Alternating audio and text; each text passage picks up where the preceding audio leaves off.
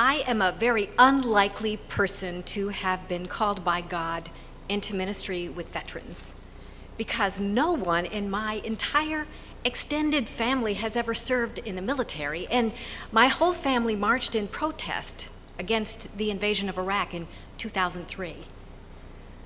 But in 2005, the son of a colleague killed himself when he returned from combat in Iraq, and I was shocked, and I wanted to do something, but I didn't know what to do.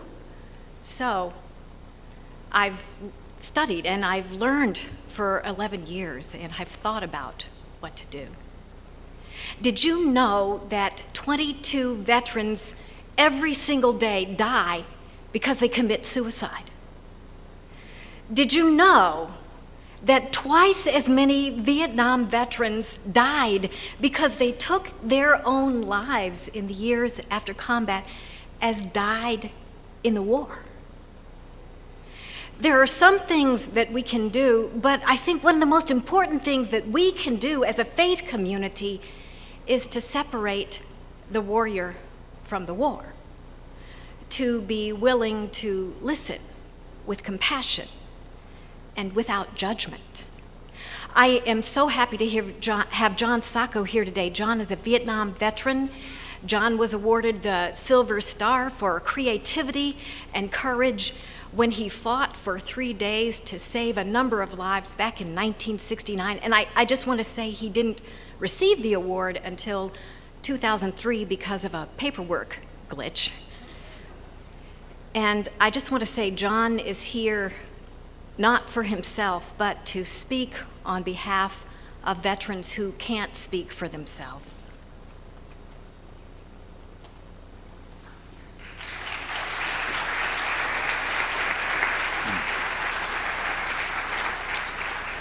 In war, there are many ways to die, but not so many ways to be saved. It's said that each man knows his own God. Well, in Vietnam, my God certainly knew me, and he reached out his hand to prevent my death on more than one occasion. We were working around the clock at Giania in October of 1969. I decided to have a cigarette outside the hooch instead of adding to the haze inside. It was the middle of the night, and the air was dead calm. I took out a cigarette and flicked my trusty Zippo to light it, but each time I got a small flame, a puff of air would blow it out. So I turned my back and bent over to shield my lighter from those puffs, just as a bullet whizzed by where my head had been. I muttered a few expletives and ran to notify the guard in the tower and the camp commander.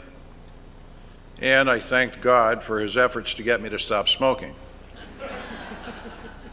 The worst part of combat wasn't stuff like that, the day-to-day encounters with death. The worst part of Vietnam was coming home. I don't remember much about the flight back. I was wearing my short-sleeved khaki uniform. I was just sitting there, numb, not talking to anyone and drinking scotch. I was way beyond weary, but I wouldn't sleep even though the flight was long. We landed at Seattle-Tacoma Airport, and we were collected and ushered off to a military in-checkpoint and greeted by an NCO who said, "You guys are going to want to get out of your uniforms and into civilian clothes, and don't tell anyone where you've been." And that was it. And that was what I did.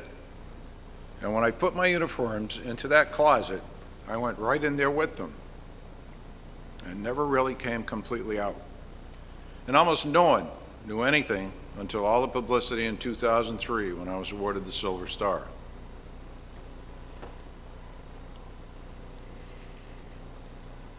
I've learned a number of things from John and from other veterans. I've learned that most stories that combat vets tell are at their heart spiritual stories. And I've learned that there is a particular swear word that vets use that can be used as a noun, a verb, an adjective, an adverb, as punctuation, and sometimes all in the same sentence. And I've learned that there are situations that warrant such profanity, both in combat and in the treatment returning home. And I've learned that most combat vets aren't going to go to church. They're not. But some will come and talk to a pastor who's willing to listen without judgment. And I've learned that Iraq and Afghanistan vets certainly deserve our support and our respect. And there are vets from other eras that have been completely left behind, like Bosnia and Desert Storm, and most of all, Vietnam vets. Most Vietnam vets I've talked to have a painful story of coming home, like the story that John told. And, you know, isn't it time we welcomed our Vietnam vets home? Isn't it time? I think so. I think so. I mean, not necessarily with a parade, I don't think they'd want that, but just by acknowledging their sacrifice and their service, and at least listening to their stories. I truly believe that if we as a faith community learn how to repair the breach with Vietnam vets, that we are much better equipped to provide a safe haven for Iraq and Afghanistan vets when they return, and we will more fully understand the true cost of war.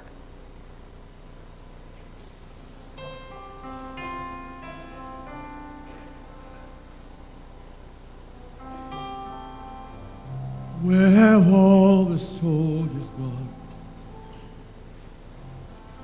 Long time passing. Where have all the soldiers gone? Long time ago. Where have all the soldiers gone? Faded into oblivion, everyone gone. What have we ever done? What have we ever done?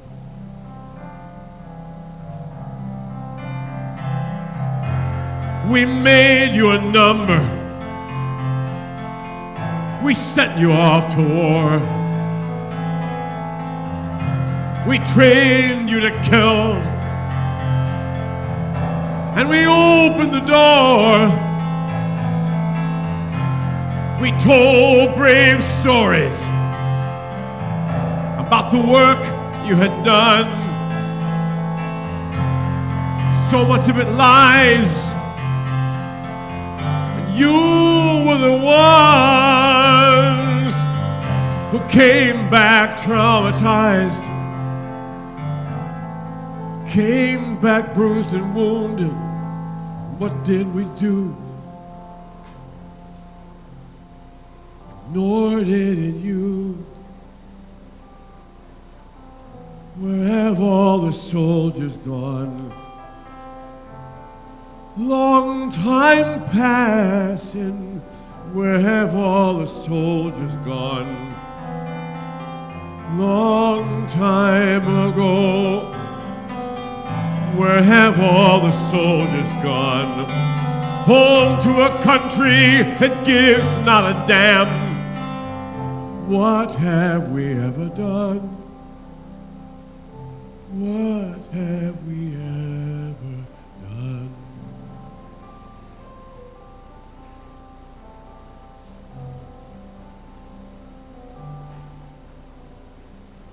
So teach us now what it is that we must do to bring you home, make a life brand new. For we would do you right in these troubling years. We would welcome you home, welcome you here. Bring him home.